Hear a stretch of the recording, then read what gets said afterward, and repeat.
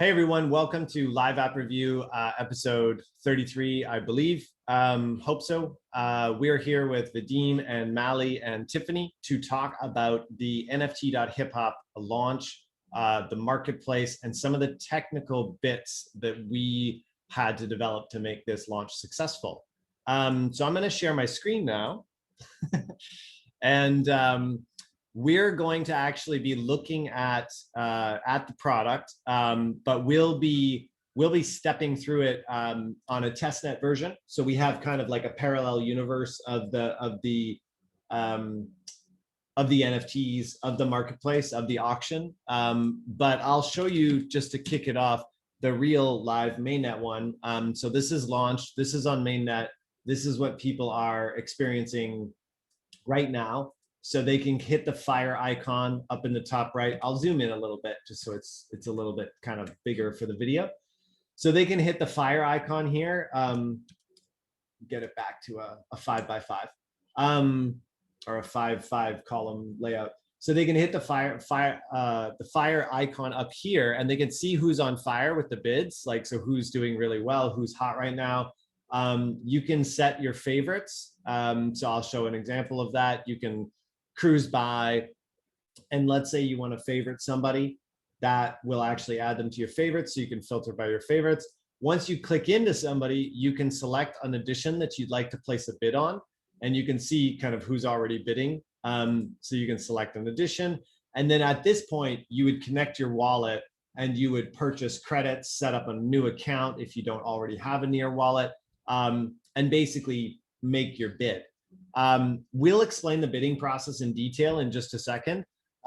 Especially, you know, I won't be spending a bunch of credits like live on this video, so we'll be using the testnet version of the app. But basically, yeah, this is the app we're going to be talking about today. A little background on this: it's a collaboration between Ed Young and an artist, Andre Leroy Davis. Ed sits on the board of the Universal Hip Hop Museum and was the co-founder of The Source magazine. And Andre Leroy Davis is an artist who basically published a section of The Source magazine called, I believe it's called like The Last Word or The Last Page. The Last Word. The Last Word. And Andre used to draw all these caricatures of like hip hop stars and hip hop events and stuff over, you know, many years. So there's been 47 total years of hip hop, and I think The Source magazine's been around for at least a couple of decades or more. So basically Ed and Andre came together, and to celebrate, like, you know, 47 years of hip hop, Juneteenth, all of these amazing moments in sort of like in hip hop culture and for hip hop heads, they decided to basically do this NFT auction and commemorate all these artists and all the amazing contributions. So yeah, that's a little bit of the background. I don't know, Mali, you're familiar with the project. Do you want to add anything to the background? I think maybe about the museum and stuff.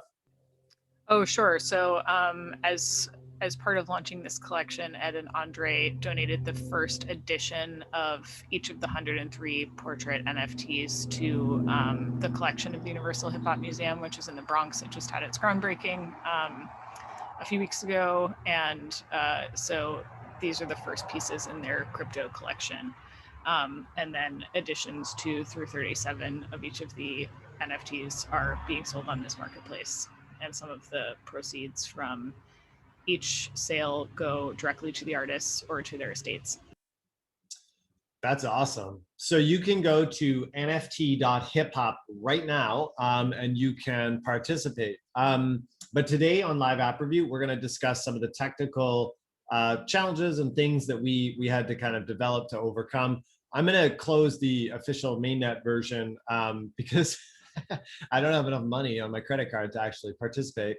So I'm going to hang out in localhost where I can use a test credit card, and we can see what it's like to purchase credits. We've also set a very low reserve price for each NFT of just $1. But yeah, so I don't know where we want to start first. I can talk a little bit about the app itself. So it's it's basically a standard React application. We've got a little bit of state management.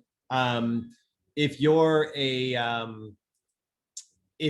developer of sort of dApps or any sort of blockchain products or applications, you basically would know that you need to kind of pull in all of your state somewhere from the chain. So what we do is we use, I'll just hide that.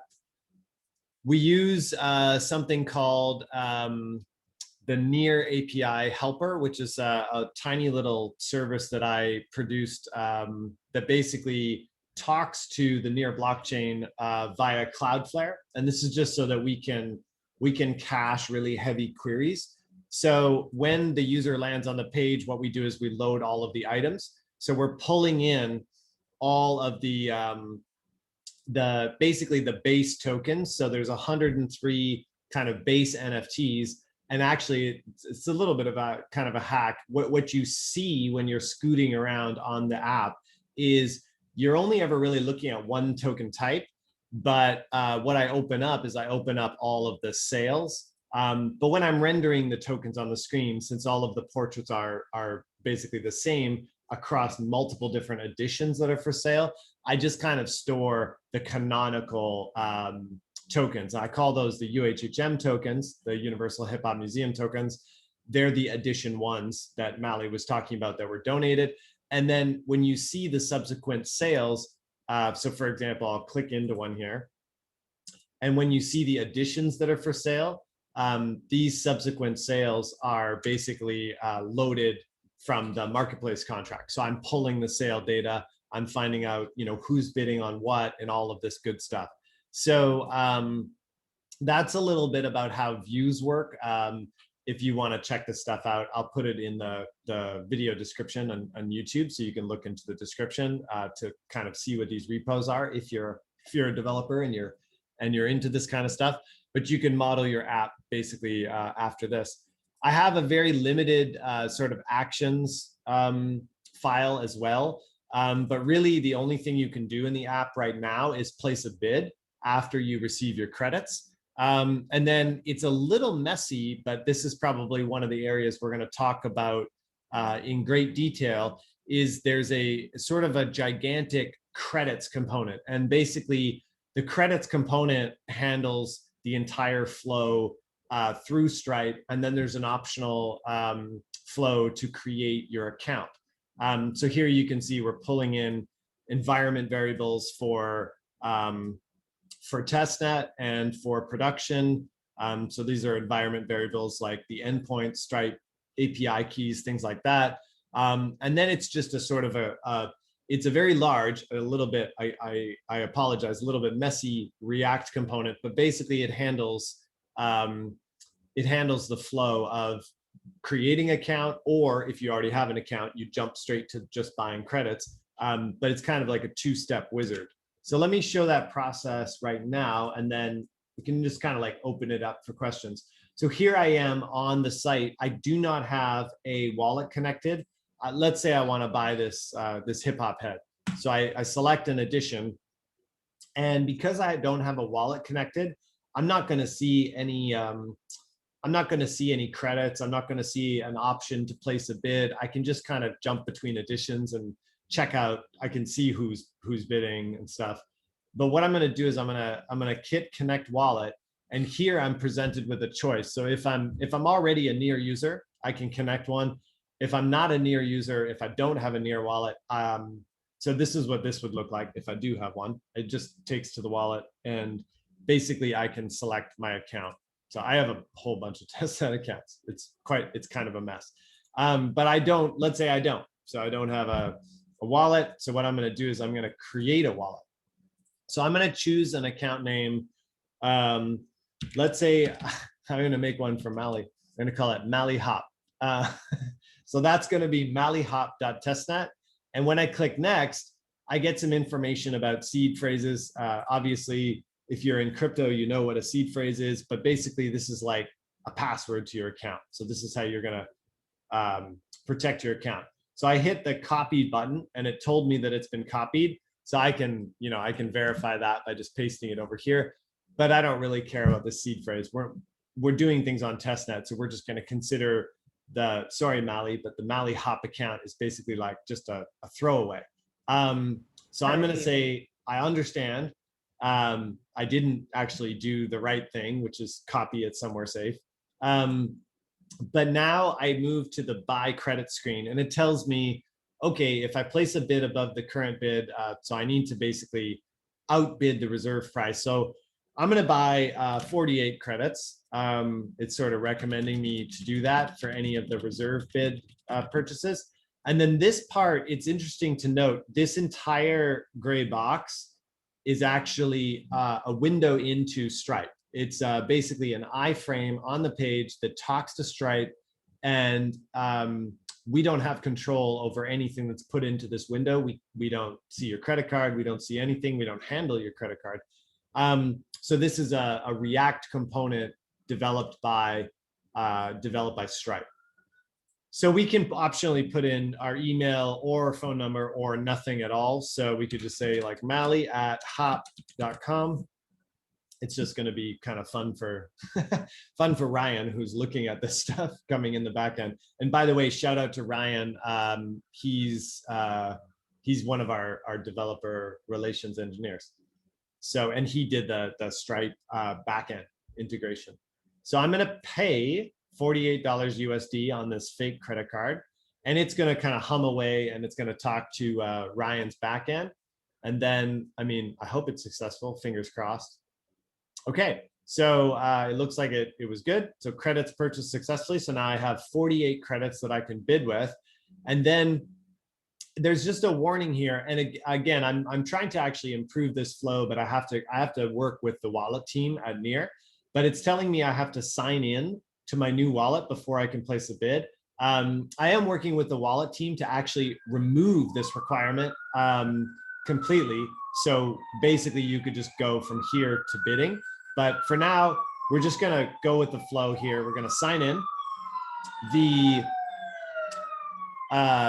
It's importing the account MallyHop. And once this is successful, once it's set me up, I can close the window or wait 10 seconds so it automatically closed it for me. So now it redirects me back to the website and it loads the application. But you can see up in the top right, I am logged in as MallyHop. So once again, I don't know. I didn't have any crypto. I didn't know what the Near wallet was. I didn't know what creating a wallet was at all. All I had to do is really choose a name and copy down one of these recovery seed phrases, and then everything was out pretty automatic after that. So we landed here. We're signed in as MallyHop, and if we look at our credits, we see that we have 48 credits. We can buy more credits. But because we're signed in, we don't go through that original step. We just go straight to buy credits. So that's pretty cool. So we've now got the user set up. They're set up to participate in the auction. So they can click on any one of these awesome kind of artworks. They can select an edition. So let's select one here. They see that somebody has already bid here, so they can place a bid. The warning, by the way, the warning about $47, $48, things like that, or credits or whatever, that is because on the mainnet version, the reserve price for all of the NFTs is 47. And that's because of the 47 years of hip hop. So yeah, so this is pretty fun. And I can place a bid now. So enter your bid amount. So what should I do? You can see I've tried a bunch of different values here. So I'll just, because I want to have some credits left over in case we want to bid again, I'll just bid 5. So make it simple. I mean, you can bid in cents too. So you could bid, I don't know if this is going to translate, but you can basically bid like 501. So now it takes you to the Near wallet. And remember, we automatically logged in already to the Near wallet, to wallet, on mainnet, it's wallet.near.org, but here it's wallet.testnet.near.org. Remember, we've already signed in, so it knows who we are. But what it's asking us here is it's asking us to approve this. This gives you more information. It's allowing us to, or it's asking us to approve the transfer of our credits. If you're really nerdy, you can look at the more information, but basically everything is done on chain and accounted for. So this is actually $5.01, but just with no decimal.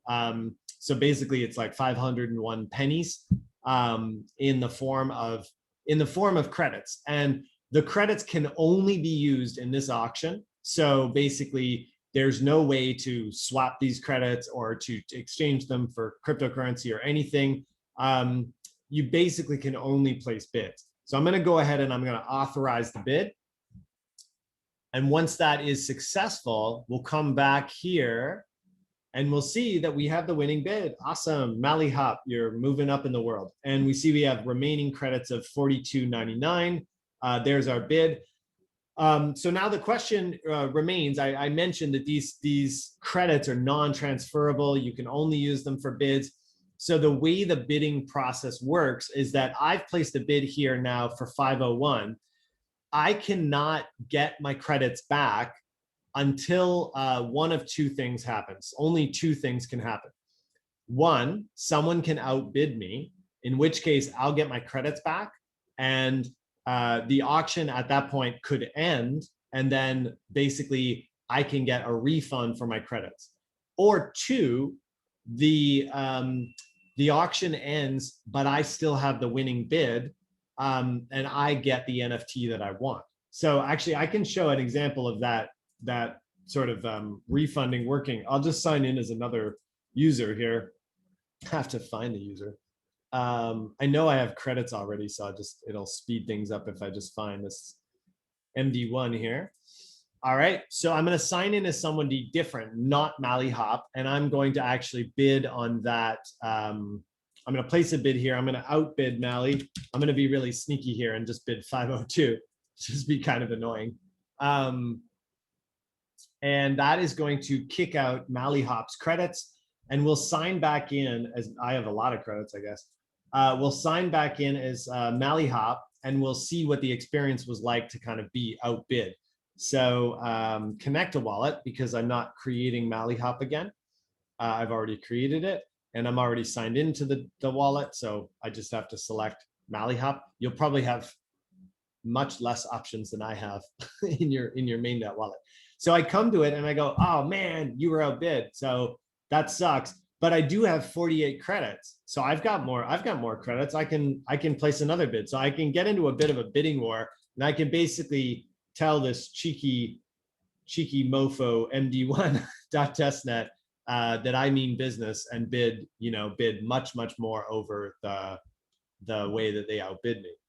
So at this point, I have the winning bid. I have 38 credits. I can go to my bids and see like my progress. I can click on this. It takes me back here. I can also see it'll say, you have been outbid. So you can check the progress on all of your bids.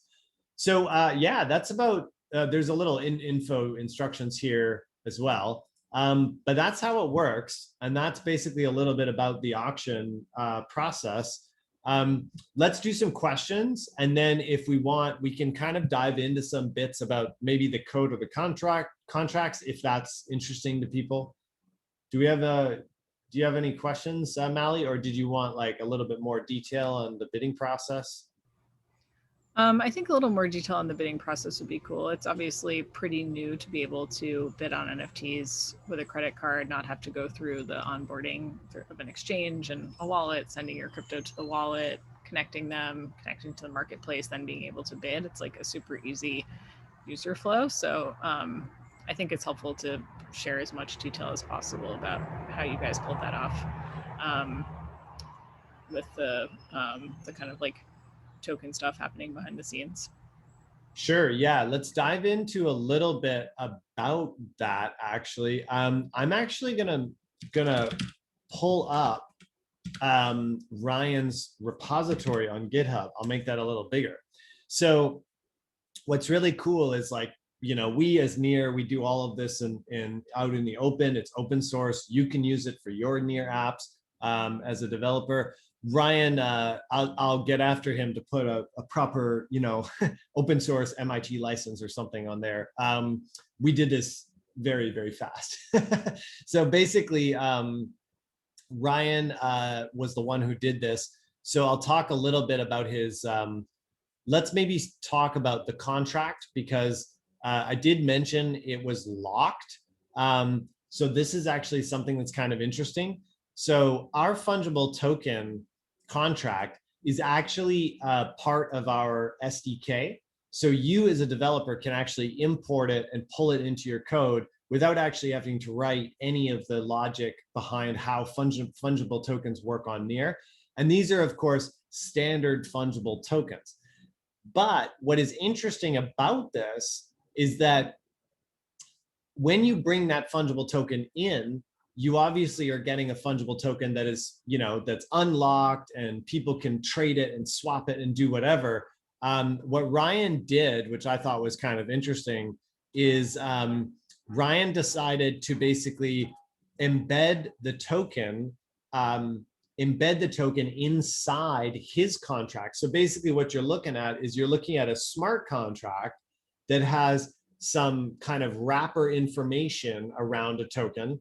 And then he's got the fungible token as kind of like an inner contract or an inner class or sort of object to his sort of outer contract. And what he's doing is he's going to basically expose some of the functionality that he needs, which is minting. So here he's minting and he's storing Stripe intents, which are kind of like, charges. And he's doing capture and burn. So we need to give refunds, capture and burn all. Now, this is the interesting part. He is wrapping the fungible token functionality with basically with his own kind of API. So he's exposing certain things. And in particular, what we want is we want only the marketplace for the hip hop tokens to be able to transfer tokens. So what he does is he takes the inner token, self.token.ft transfer, right? He takes that inner token method and he wraps it in his contract's FT transfer method, and he makes sure that it must actually be coming from the marketplace. So that's what this does here. It's called an assertion. So basically, it's like what the word sounds like, or the definition of asserting something. You're basically strongly asserting that something must be equal or something must be true, in fact, in order for the rest of the code to take place. Otherwise, this smart contract is actually going to do something that we call panic.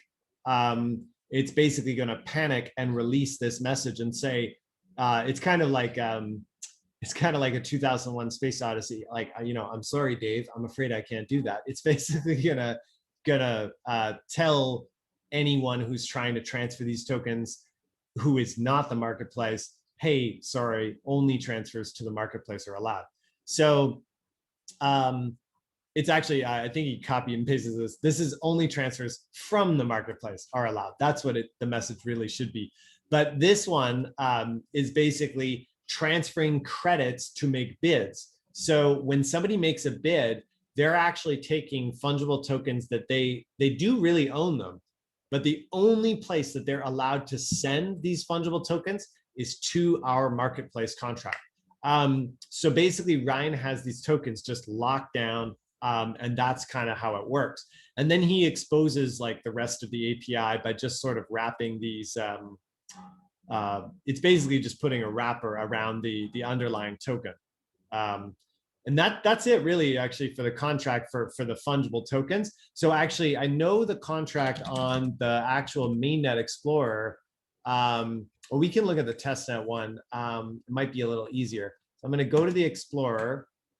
I'm going to have to just quickly check the config here, because I actually forgot it. This is the here it is. That's the fungible token contract. So we can look at what's gone on, and you'll actually see here there's an FT transfer call from Mallyhop and MD1 and Mallyhop, and then there was a mint, and this mint was for Mallyhop. So I'll make this a bit bigger. So we can look back and we can see that Malihop, we can click in here too, or no, sorry, I have to click the transaction. Oh, that's a little weird. I have to click over here. We can see that Malihop.testnet received 48 credits.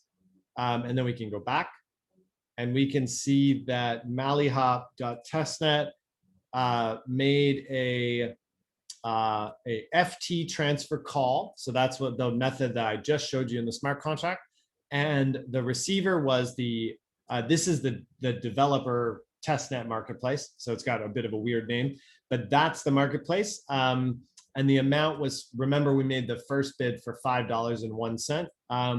And there's the message about the token that Mali wanted to place a bid on. So this is edition 36 of this hip hop head.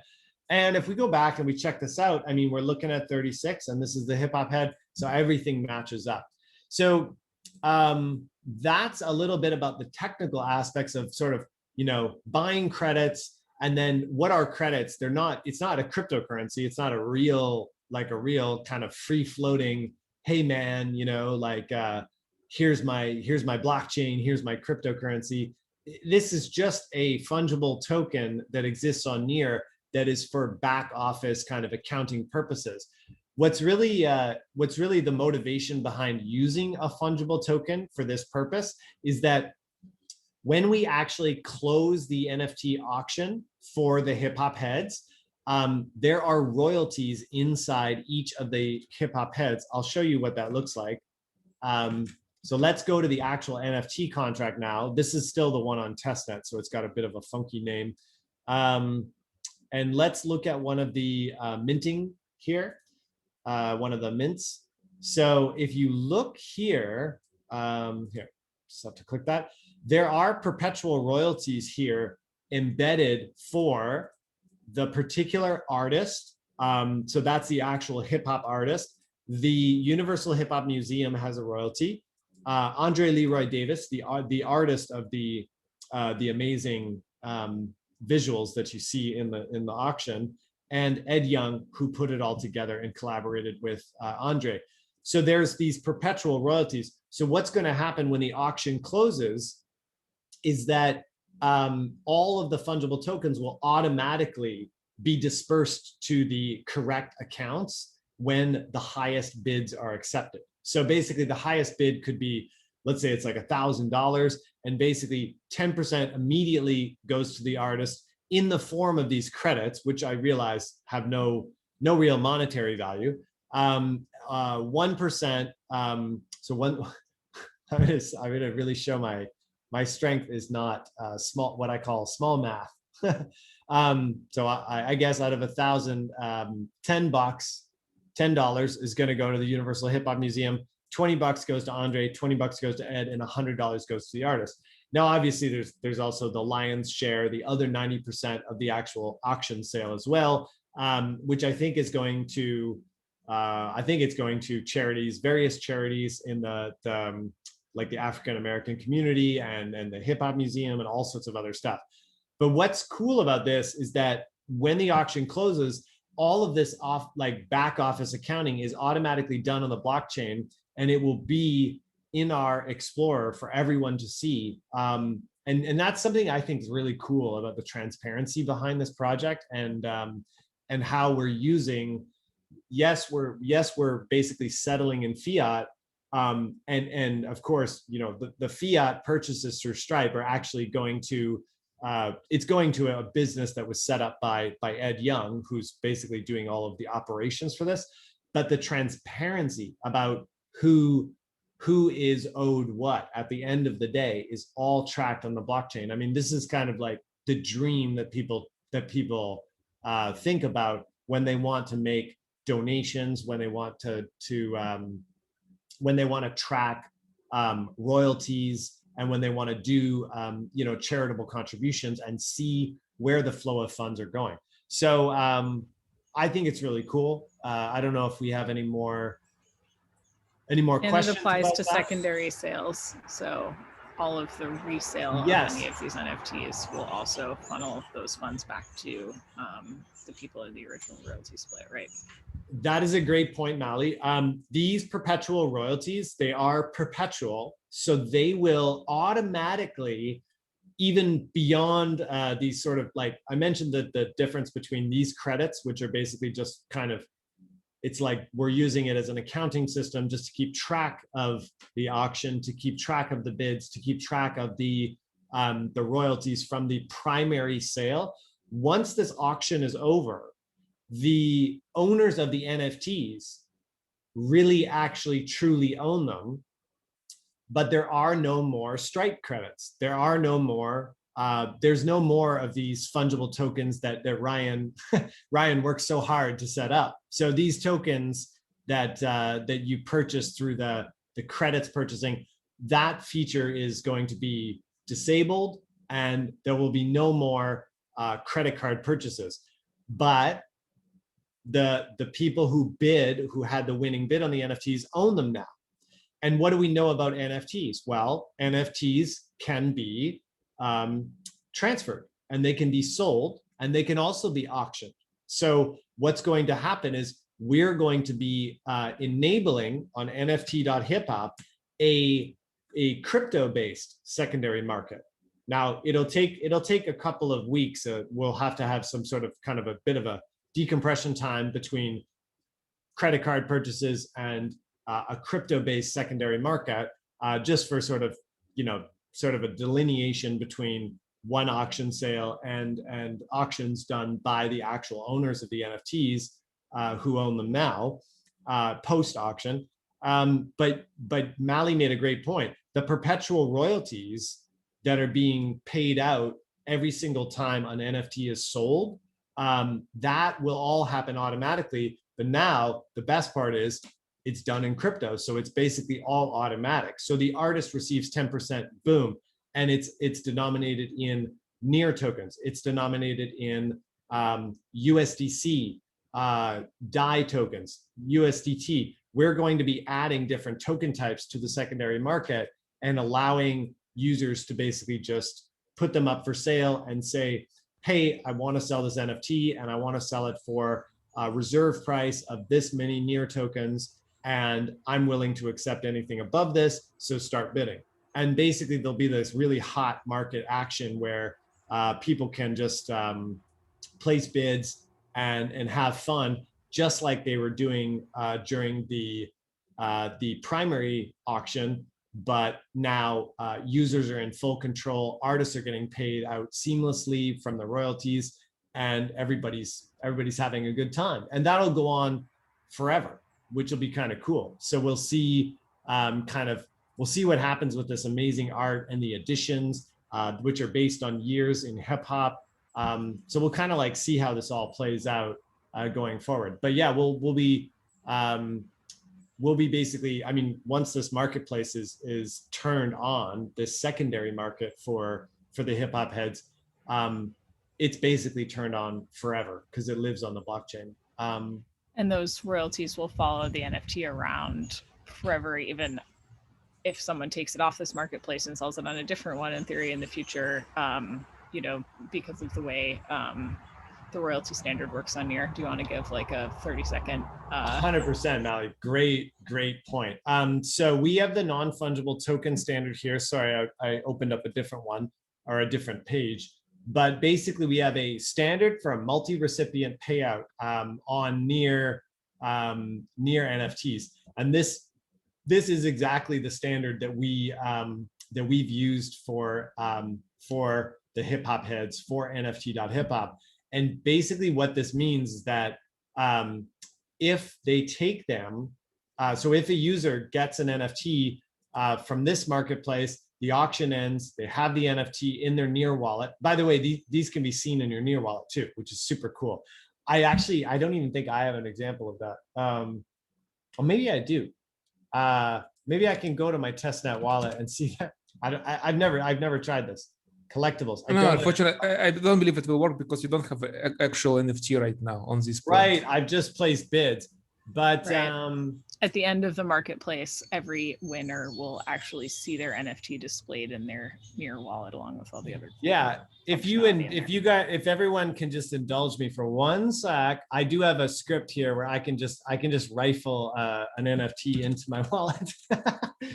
Oh no, it's not possible with This is a testnet one. This is a testnet one, so it's like it's all good.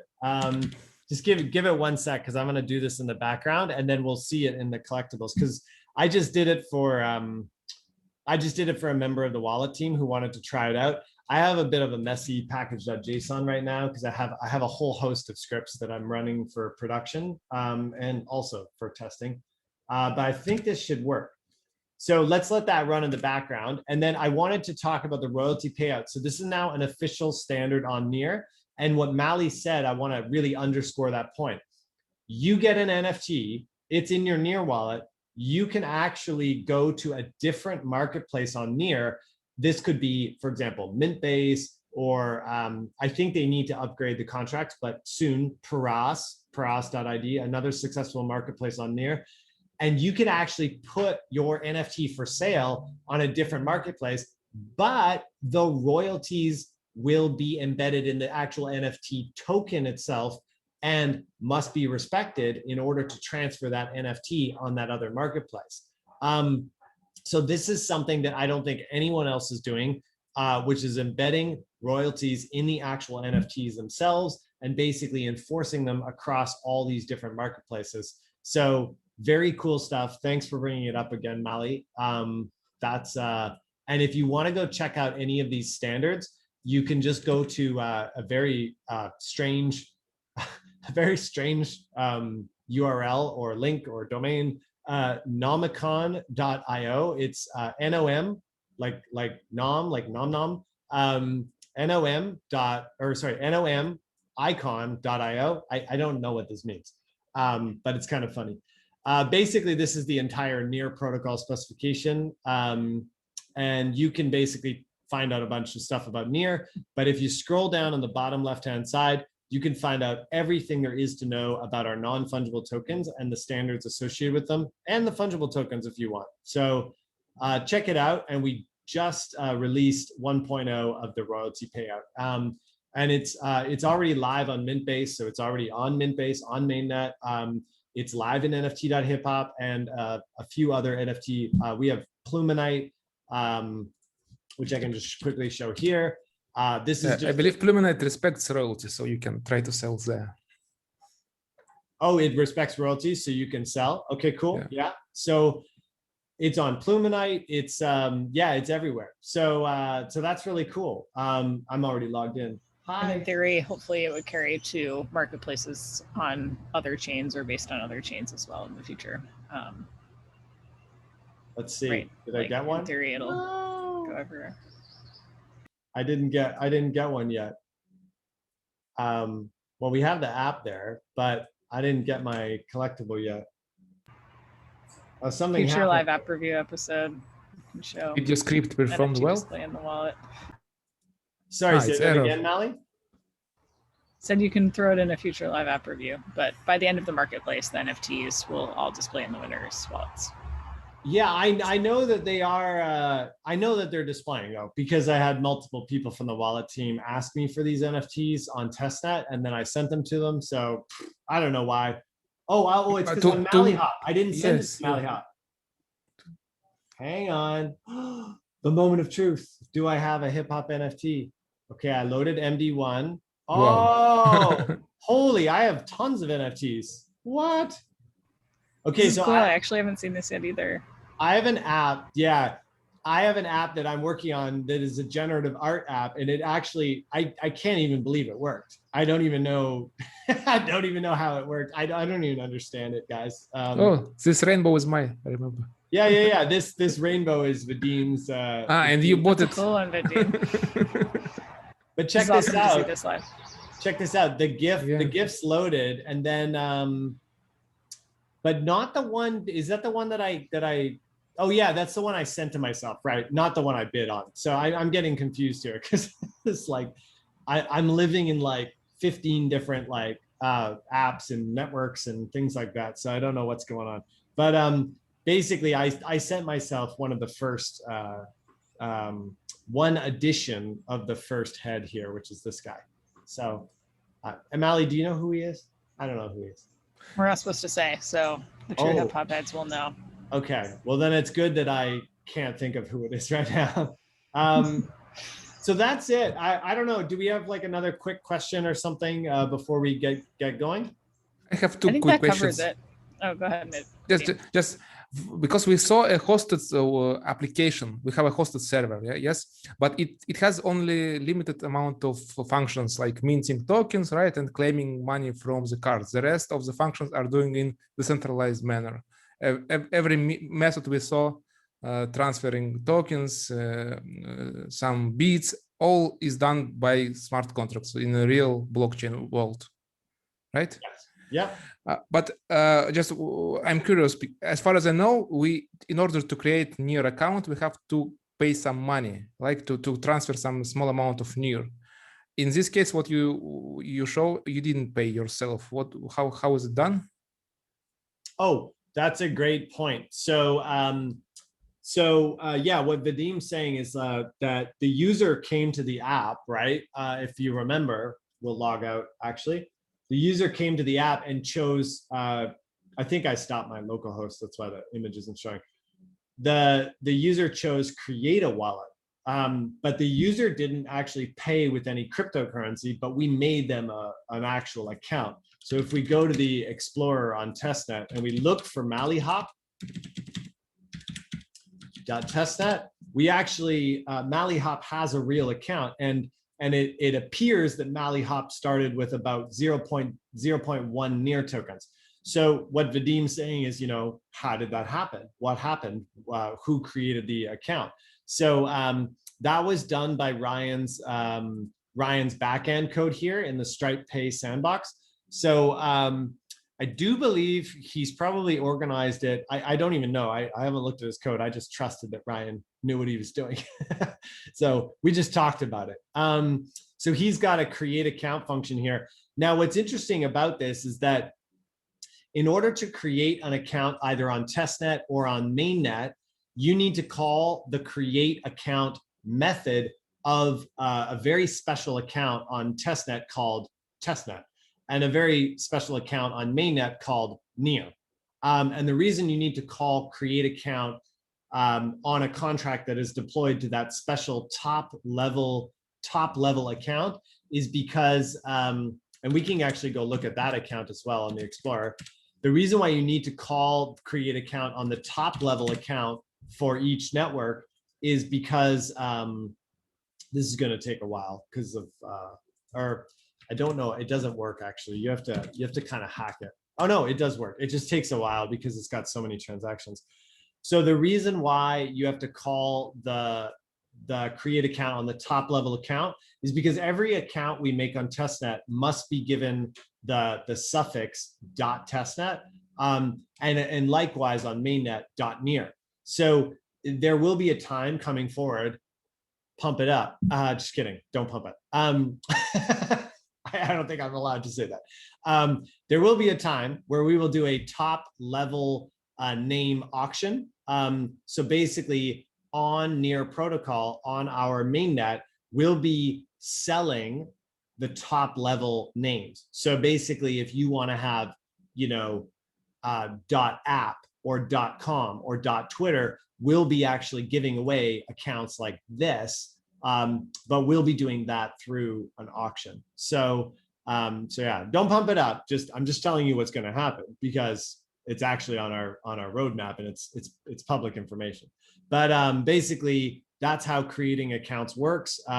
If you kind of scoot down here, we're probably going to run into Mallihop here at some point. I don't know how long it's been since we created Mallihop, but basically should be down here somewhere. Looks like we got some people from, I don't know, is that Vietnamese or something? Shout out to the Near Vietnam community. We love them. Oh, the Near Vietnam community is amazing. Yeah. Who is the one who runs that? Her name Riley. is Riley. Yeah. Yeah. They're doing great stuff. They have a huge Telegram. Okay. don't know what's going on. We're further back in time than Mallyhop's creation, or at least Oh, we should yeah? be. If this is 3 hours ago, it says. And I found the transaction. I will send in the chat in the Zoom. Of course, Vadim found the transaction. I found it through the Mallyhop, not through the main explorer. Oh, right. Okay. Good call. Yeah. So basically, yeah, this is the receiver. The sender was our fungible token contract, and our fungible token contract. So again, this fungible token contract was also operating like just a normal kind of near user near account, and called create account on the testnet contract. So thanks for sending that over, Vadim. I never would have found it. So that's how creating accounts work. So let's do another question. Hopefully keep it short. Yeah, I just want to tell that it's great opportunity for onboarding non-blockchain users, right? Some application can just fund some small treasury and sponsor new accounts for their users in order to be involved in the blockchain and start processing, bidding. That's right. Yeah. So great point, Vadim. I'm just going to kind of close out some of these windows here. I'll leave you with our lovely royalty standard here. And well, no, I'm going to leave you with the lovely artwork here by Andre Leroy Davis. There we go. And some cool bids by Mallyhop. Mallyhop, burning it up. So yeah. So Mally, you had one more question too, didn't you? No, I think you covered everything I wanted to know. Okay, cool. All right, so we'll shut it down, and we'll just tell everybody once again. Well, I'll go to the real one, the real website here. Let's go to nft.hiphop and check out this awesome artwork. You do not have to bid or anything to enjoy, who's on fire. Obviously, Biggie, Snoop. Well, sorry, we're not allowed to say that. It's okay. It's pretty obvious. Pretty obvious for some of them. Yeah. So you can check out who's hot. You can find out about the collection and sort of some of the numerology and kind of cool things about it. A lot of thinking went into this. It is a very special collection, and you can find out how it works. And if you decide to bid, you can get started by creating your NEAR account and getting some credits and getting a little bit of NEAR to basically be in charge of your own transactions and your own bidding. All right. Any Awesome. last words, Thanks, Matt. Mally, Vadim? That was great. Thank you. It was great. Buy some NFTs. People. Great that we made this seamless flow, but everything was on chain and decentralized. Awesome. Yeah, that's a great point. Yeah, I was really happy that we were able to deliver a user experience, but while still keeping a majority, in fact, like almost 100% of things in a non-custodial way, and very transparently tracked, as I mentioned, with the royalties on chain. And I'm just excited. I'm looking forward to the secondary market and see what happens there and how we kind of continue that seamless UX and experience for new users to NEAR and to NFTs and maybe to hip hop. All right. Okay. See you, everybody. See you.